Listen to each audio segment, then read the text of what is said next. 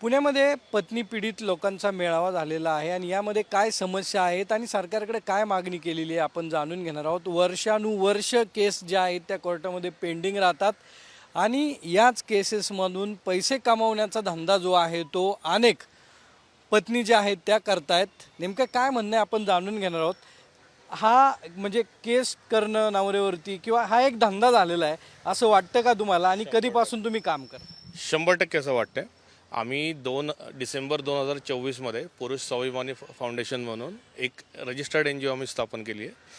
आज तक त्याचे ज्यांच्यावर केसेस चालू आहेत असे 2400 मेंबर्स आहे जे दिवसेंदिवस वाढतच चाललेत. तर आम्ही जे पुरुष खोट्या केसेसमध्ये अडकलेले आहेत त्यांना आम्ही याच्यामध्ये मदत करतो. त्यामध्ये लिगली आणि सायकोलॉजिकली आम्ही त्यांना मदत करतो. आत्महत्यासारख्या पर्यायापासून आम्ही त्यांना वाचवतो. लाईफमध्ये आपल्या कसं फोकस करायचं, केसेस कसे स्ट्रॅटेजाईज करायचे आणि कसं लवकरात लवकर त्यातनं बाहेर निघायचं यावर आम्ही त्यांना मार्गदर्शन करतो. नाही, आपण जर बघितलं तर अजेंडा काय आहे, आत्तापर्यंत किती लोकांच्या केसेस आपल्याकडून मिटल्यात आणि कशा पद्धतीने त्रास होतो लोकांना? तसं बघायला गेलं तर गेल्या 3 महिन्यात आपण जवळपास 25 ते 30 लोकांचे डिवोर्स विदाऊट एनी ॲलिमनी आपण करून दिलेले आहेत. तर नक्कीच आमच्या या फाउंडेशनचा फायदा भरपूर लोकांना होतो. त्यातून यांना केस मुळात कशी लढायची, कसं म्हणजे ॲफिडेविट सादर करायचे, काय आर्ग्युमेंट्स करायच्या, काय एव्हिडन्सेस द्यायचे, एव्हिडन्सेस कसे गोळा करायचे, या गोष्टींबद्दल त्यांना भरपूर मार्गदर्शन होतं. काही केसेस 5-5, 6-6 वर्ष चालतात. कशामुळं हा सगळा विलंब होतो आणि मेंटेनन्स कशासाठी घेतलं? पहिलं खरं म्हणजे विलंब जो केला जातो हा बऱ्याचदा पत्नीकडून केला जातो. त्याच्यात तिचा परस फायदा असतो. तिचा जो सल्लागार असतो तो तिला सांगतो की तू 2 वर्ष तू भागवतेस, कुठं तर नोकरी करतेस किंवा तुझा भाऊ करतो किंवा माहेर राहून तिचं होतं, जे काय असेल ती करते पण भागत असतं. हल्ली तर कोण बेरोजगार नसतंच, कोणीच नसतं. पण तिचा तेवढ्या वेळेचा तो मेंटेनन्स थकलेला असेल. समजा ऑर्डर ती अर्ज करताना ज्यावेळेस केस दाखल केली की पुढच्या महिन्यात लगेच अर्ज करते. मग तेव्हापासून 3 वर्षांनी 2 वर्षांनी समजा केस लागली तर तेवढ्या दिवसाचा मेंटेनन्स हा पुरुषाला द्यावा लागणार. तर एकदम घेणार, मस्त कुठंतरी एन्जॉय करायला वापरणार. हा एक त्याच्या मागचा हेतू असतो. आणि पुढं लाईफ टाईम तिला पेन्शन पण चालू झाली काही न करता ह्या गोष्टी. ह्या पेन्शनच्या मागं अनेक बाकीची मुंगळी पण लागलेली असतात, तुम्हाला माहितीच आहे त्या गोष्टींची. तर ते तेवढ्यासाठी हे सगळं करून घेतात त्यासाठी सर ते. की आपण जर बघितलं ते काय अडचणी येतात, सगळ्या केसेस मिटत नाहीत, दुसरंही लग्न करता येत नाही बऱ्याच वेळा. बऱ्याचदा सांगायचं झालं तर भरपूर जे पत्नी पीडित पुरुष आहेत त्यांचे हेच प्रॉब्लेम आहेत की एक त्यांच्या पत्नीने त्यांच्यावर केसेस टाकून ठेवलेले आहेत. दुसरं लग्न करायचं पण कसं करायचं हा सगळ्यात मोठा प्रश्न आहे. आज बऱ्याचदा बघितलं जातं की दुसऱ्या लग्नाची मागणी बऱ्याचदा केल्या जाते प्रत्येक याच्यामध्ये, पण ते ॲक्च्युली लिगली बघितलं गेलं तर करता येत नाही. पण पहिली जी पत्नी आहे ती आज 5-5, 6-6 वर्ष, 10-10 वर्ष हे लग्नाचे जे केसेस चालतात कोर्टामध्ये त्यामुळे हे लग्न करू शकत नाही. त्रास होतोय असं. काय होतं, खोट्या केसेस घेतल्या जातात. पोलीस इन्व्हेस्टिगेशन काहीच करत नाही. काही ठिकाणी पॉलिटिकल बॅकग्राऊंडच्या लोकांचा दबाव असतो पोलिसांवरती. माझ्यावरती स्वतःवरती 2-2, 498चे केस लागलेले आहेत. मी आज 2023 सालापासून माझ्या राहत्या घरातून मी आणि आईवडील तिघंही बंगल्यातनं बाहेर आहोत. का तर फक्त DV केसमध्ये तिला प्रोटेक्शन ऑर्डर मिळालेली आहे. त्या प्रोटेक्शन ऑर्डर काहीच आम्हाला तिथे एंट्रीसुद्धा नाही आमच्या स्वतःच्या घरात. आणि या सगळ्या गोष्टी परत DVमध्ये आम्हाला पोटगी लागलेली आहे दर महिना 15,000 रुपयाची. नाही भरली तर पोलीस लोक त्रास देतात फोन करून. कोर्टातनं वॉरंट निघतं प्रॉपर्टी अटॅच करायला किंवा अटकसुद्धा होते. म्हणजे या केसेसचा मानसिक त्रास पण होतो आणि ही मोडच कशी? सर, मानसिक त्रास ऑब्व्हियस आहे, पण या सगळ्या गोष्टींमध्ये आपण त्रास जरी ॲझ्युम केला तरी कोर्टाचं आणि कायद्याचा पक्षपातीपणा जो आहे तो मी एका एक्झाम्पलमधनं तुम्हाला समजून सांगतो. आत्महत्या जेव्हा होते तर आत्महत्या जेव्हा एक पीडित पुरुष करतो त्यावेळेला कायदा कसं त्या गोष्टीकडे बघतो आणि एक स्त्री जेव्हा करते, बायको जेव्हा करते त्याच्याकडे कसं बघते, त्याच्याकडे कायदा कसा बघतो याचा एक फरक सांगतो तुम्हाला. जेव्हा एक पत्नी पीडित पुरुष जेव्हा आत्महत्या करतो आणि तो जेव्हा सुसाईड नोट लिहितो की माझी बायको या सगळ्या गोष्टींसाठी जबाबदार आहे, तर या केसमध्ये म्हणजे या दोन्ही टाईपच्या केसेसमध्ये 2 गोष्टी प्रामुख्याने जबाबदार आहेत. एक म्हणजे ॲबेटमेंट ऑफ सुसाईड, म्हणजे सुसाईडला हे धरणं, कारणीभूत ठरणं, आणि दुसरं म्हणजे ज्याला म्हणतात प्रिझम्पशन ऑफ गिल्ट, म्हणजे त्या गोष्टीसाठी पूर्वग्रहित नजरेतनं ग्रहित धरणं. तर जेव्हा पुरुष आत्महत्या करतो आणि सुसाईड नोट लिहितो की माझी बायको जबाबदार आहे याला, याच्यामध्ये ॲबेटमेंट ऑफ सुसाईड खालती एक केस बनते, पण प्रिझम्पशन ऑफ गिल्ट म्हणजे बायको त्याच्यामध्ये दोषी आहे हे पकडलं जात नाही. तिथे त्या जजला दोघांसाठी वेगळा न्याय. वेगळा आहे. पण जेव्हा बाई आत्महत्या करते तेव्हा प्रिझम्पशन ऑफ गिल्ट पण पकडला जातो आणि ॲबेटमेंट ऑफ सुसाईड पण पकडली जाते. म्हणजे हा कायद्याच्या अंतर्गतच हा पक्षपातीपणा आहे. नाही, मग काय करणं अपेक्षित आहे सरकारने या सगळ्यासाठी?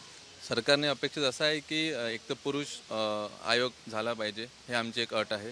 दुसरं, कुठली पण महिला जेव्हा कोर्टात केस दाखल करायला जातात तेव्हा without any evidence, without any FIR वगैरे किंवा काही प्रूफ न बघता कोर्टात केस घेतात. तर ते केस न घेता आधी एव्हिडन्स वगैरे सगळं बघायला पाहिजे. आणि मुलीला खरंच सगळं समजा न्याय पाहिजे तर तिनं कोर्टात यावं. माझी बायको आजपर्यंत एक वेळा पण कोर्टात कुठल्याच तारखेला हजर झाली नाही. किती वर्ष केस सुरू? मला डोमेस्टिक व्हायलन्स झाला माझ्यावर 2 वर्ष प्लस झालं. एक वेळा पण कोर्टात नाही आली. तिला खरंच समजा न्याय पाहिजे तर कोर्टात यावं, केस लढावं. उगाच तिचे रिलेटिव्ह आधी 5 लाख मागायचे मला सेटलमेंटमध्ये. आता तिचे बाबा ऑफ झाले तर आता 3 दिवसाआधी फोन आला की आता 15 लाख द्या म्हणते.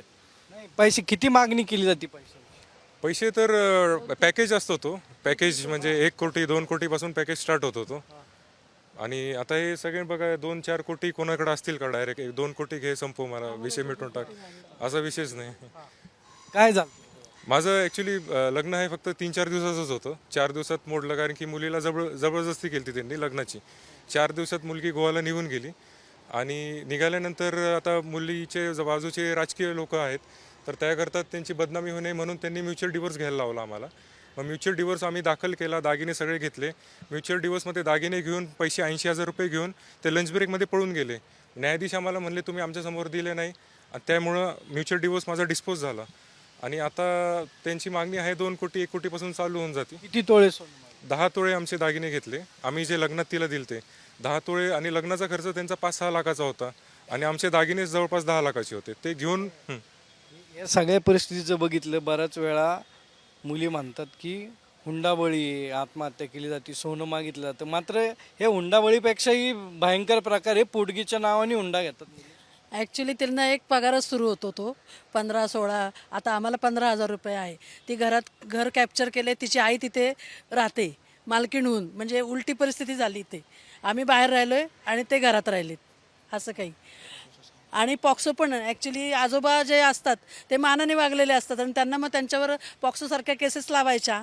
म्हणजे मेन जो माणूस आहे तो आपोआपच मानहानीच्यामुळे तो गप्प बसतो असं आहे ते. आज बऱ्याचदा बघितलं जातं जसं की 498 डोमेस्टिक व्हायलन्स सारख्या ज्या केसेस टाकल्या जातात तर एक म्हणजे अत्यंत विचार करण्यासारखी गोष्ट आहे की जे मुलांचे आईबाबा आहेत की ज्यांचं वय आज 70, 75, 80 वर्ष झालेलं आहे, ज्यांनी जीवनात पोलीस स्टेशन कोर्ट काय असते हे बघितलंसुद्धा नाही आहे, यांच्यावर आज मुलाची पत्नी या सगळ्यांची नावं टाकते आणि ते आज कोर्टामध्ये चक्रा मारत आहे. हे अत्यंत म्हणजे खूप वाईट गोष्ट आहे ही सांगायचं झालं तर. आणि कोर्टामध्ये चक्रा माराव्या लागतात. मात्र तारखेला गैरहजर राहणं, तारखेला न येणं, केसेस लांबवणं, वेगवेगळी कारणं देणं, यामुळे सगळंच वेळ जातो. मी तर एक बिझनेस पर्सन आहे तर नक्कीच ह्याच्यात वेळेची हानी होतेच आहे. आर्थिक, शारीरिक, मानसिक सगळ्या प्रकारच्या हानी होतात. आज माझ्यावर माझ्या बायकोने डोमेस्टिक व्हायलन्स 498 इवन माझ्या भावावर तर 3 केस टाकले. त्याच्यात त्यांनी माझ्या भावाला पॉक्सोमध्ये माझ्या बायकोने अडकवलं आहे. आज त्याची काय मानसिक परिस्थिती झाली, जेव्हा माणूस कधी चौकीची पायरी चढला नाही, कधी कोर्टाची पायरी चढला नाही, त्यांनी 4 महिने जेलमध्ये काढावे. मी तर समोरच्या पार्टीला म्हणतो तुम्ही खोटे आरोप लावताना तुम्ही फक्त 4 महिने नका काढू, फक्त 4 दिवस जेलमध्ये काढा.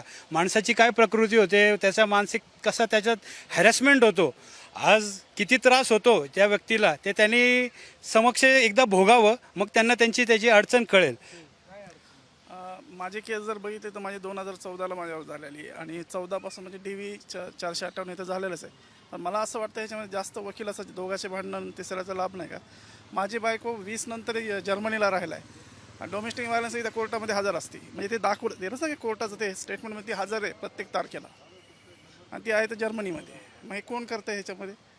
तर हे जे आहे ना ह्यांचा जास्त इंटरेस्ट आहे. विशेष म्हणजे माझा आणि माझी सासरवाडी एकच गावातले आहेत, म्हणजे ती हजर आहे. हे कोर्ट पाहत नाही कुणाला हजर केलेलं आहे. जर ती दुसरं कोणीतरी बाईला समोर उभं करते त्याचं नाव सांगून कोर्ट चालवतं. माझं लग्न हे 2021मध्ये झालं होतं आणि सतत तिचे भांडणं असल्यामुळं मी तिला वेगळं घेऊन राहायला गेलो आणि तिथे राहायला गेल्यानंतर पण तिचं आहे ना भरपूर काय म्हणजे बाहेरच्या अफेअर. तिच्या आईला सांगितल्यानंतर तिची आई एकच शब्द वापरायची, तुला वापरायला भेटते तू वापर, आणि मी भाड खाते, मी माझ्या पद्धतीने. मग मी तिला सगळं काय सांगायचो, सतत घरी जाणं, माहेरी येणं, माहेरी राहणं, सतत तिचं तेच चालू असायचं. हो, डेफिनेटली पूर्ण फॅमिलीला सफर करावं लागतं. आर्थिक, मानसिक, शारीरिक त्रास होतो आणि ह्या सगळ्या गोष्टीसाठी मुलीच्या घरच्यांचं म्हणजे माहेरीच्या लोकांचं 90 ते 95% लोक इंटरफेअर असतं नवऱ्याच्या लाईफच्या संदर्भात, नवऱ्याच्या फॅमिलीच्या संदर्भात. आरोप वेगवेगळे लावतात आणि त्यांना म्हणजे प्रोत्साहन देतात प्रत्येक गोष्टीत. जेवढ्या मुलाच्या फॅमिलीच्या बाबतीत मुलाला जेवढं माहिती नसतं तेवढं पोरीकडच्या फॅमिलीला मुलाच्या फॅमिलीच्या बाबतीत सगळ्या गोष्टी माहिती असतात. कारण तासनतास मुलीच्या फॅमिलीची आई, बहीण इन्व्हॉल्वमेंट प्रत्येक गोष्टीच्या संदर्भात. प्रत्येक गोष्ट पोरांकडच्या मुलीच्या आईला सांगायचं, हे असं ते तसं, त्यामुळे हे वादविवाद निर्माण होतात. की वादविवाद निर्माण होतात. आणि 900 ते 1000 लोक जे आहेत ते या मेळाव्यासाठी तुमच्या आलेले होते. काय मागणी आता सरकारकडे? खोट्या केसेस करणं ह्या गोष्टी पहिल्या बंद झाल्या पाहिजेत. 498 सारखे गुन्हे, त्यामुळे 4-4, 5-5 वर्ष मुलं लटकून राहतात आणि ते गुन्हे सिद्ध नाही झाले तर त्यांची लाईफ पूर्ण बर्बाद झालेली असते. काही लोकांचे जॉब जातात, काही लोक पैशासाठी म्हणजे जॉब गेल्यामुळं ते काहीच करू शकत नाही, केसेससुद्धा क्लिअरली लढू शकत नाहीत. आणि खोटी केस झाली आहे तर ह्या खोट्या केसवरनं ज्या बायका केसेस करतात त्यांना तर कुठलाच त्रास होत नाही, त्यांच्यावरती कुठल्याही प्रकारे कुठलाही गुन्हा दाखल होत नाही, त्यांना कुठलाच न्यायव्यवस्थेमध्ये हे नाही आहे. आमचा हा जो मेळावा झाला यात प्रकर्षणाने आमच्या फक्त मोजून महत्त्वाच्या 3 मागण्या होत्या. एक तर जेंडर न्यूट्रल लॉ झाले पाहिजे, पुरुष आयोगाची स्थापना झाली पाहिजे आणि ज्या स्त्रिया अशा खोट्या केसेस टाकतात त्यांच्यावर निश्चित कारवाई झाली पाहिजे. सर्वात महत्त्वाचं म्हणजे या सर्व गोष्टींना ज्या गोष्टी कारणीभूत आहेत ते आहेत कालबाह्य कायदे. तर कायदे सर्वात आधी चेंज व्हायला पाहिजे. कायदे दोन्ही साईडने यायला पाहिजे, जेंडर न्यूट्रल असायला पाहिजे. ज्या स्त्रिया खोट्या केसेस टाकतात त्यांच्यावरसुद्धा कोर्टाने सो मोठं ॲक्शन घ्यायला पाहिजे. आता होते काय की त्याच्यामध्ये टेक्निकलिटीजमध्ये जर कधी आपण गेलो की कोर्टाचा मोस्टली रिझल्ट असा असतो की पुराव्याअभावी आम्ही निर्दोष सोडतो आहे म्हणून. पण ॲक्च्युली त्यांनाही कळते की केसेस सर्व खोट्या आहेत म्हणून. आणि या कालबाह्य कायद्यांमुळे काय झालेलं आहे की एक प्रकारे पोलीस आणि वकिलांचं एक सिंडिकेट तयार झालेलं आहे पैसे काढण्यासाठी. आता पोलीस कॅपेबल नाही आहेत फॅमिली मॅटर्स हँडल करण्यासाठी आणि वकील लोक काय अजून वाढून चढून सांगतात आणि केस जाते कोर्टात. कोर्टात फक्त पुरुषाला एवढंच विचारलं जाते की तुम्ही पैसे किती भरणार. पुरुष किती पण बोलला की माझ्याकडे एव्हिडन्सेस आहे, माझे एव्हिडन्सेस बघा साहेब, जजकडनं उत्तर येते पैसे सांग किती भरतो. नसेल भरणार तर मी अरेस्ट वॉरंट काढतो, जेलमध्ये पाठवणार. प्रत्येक पुरुषाला पैसेच भरायला सांगितल्या जाते, एव्हिडन्सेस लीड होत नाही कोर्टमध्ये. तर आम्हाला ज्युडिशियल अकाउंटेबिलिटी पण पाहिजे, कारण खूप उलटे सरळ निर्णय येतात डिस्ट्रिक्ट कोर्ट्समधून पण आणि हायकोर्ट्समधून पण आणि सुप्रीम कोर्टमधून पण. महिलांवरती जे आरोप केले जातात किंवा महिला जे आरोप करतात पुरुषांवरती, त्यावेळेस जो गुन्हा दाखल होतात त्यावेळेस तो गुन्हा सिद्ध करा आधी, त्याच्यानंतर मेंटेनन्स चालू करा. कायद्यामध्ये काय होतं, पहिले मेंटेनन्स चालू करता तुम्ही आधी, गुन्ह्याच्या कुठल्याही रिझल्ट लागत नाही, कुठलेही पुरावे नसतात, फक्त आले महिलांनी लग्न केलं आहे म्हणून पुरुषांवर आणि त्यांच्या घरच्यावरती गुन्हा दाखल करण्याचा अधिकार महिलांना भेटलेला आहे. नक्की आपण जर पाहिलं तर सर्व पत्नी पीडित लोक जे आहेत ते एकत्र झालेले होते, त्यांनी मेळावा घेतला होता आणि सरकारकडे मागणी केली. आता सरकार या कायद्यासंदर्भात काय विचार करतं हेही पाहणं महत्त्वाचं ठरणार आहे. कॅमेरामॅन आदर्श खटकेसह सागर आवड, साम TV, पुणे. देश विदेशातील प्रत्येक घडामोडींचे लाईव्ह अपडेट मिळवण्यासाठी आता साम टीव्हीच्या सर्व सोशल मीडिया प्लॅटफॉर्मला लाईक, फॉलो आणि सबस्क्राईब करा. तसंच सर्व नोटिफिकेशनसाठी बेल आयकॉन प्रेस करायला विसरू नका.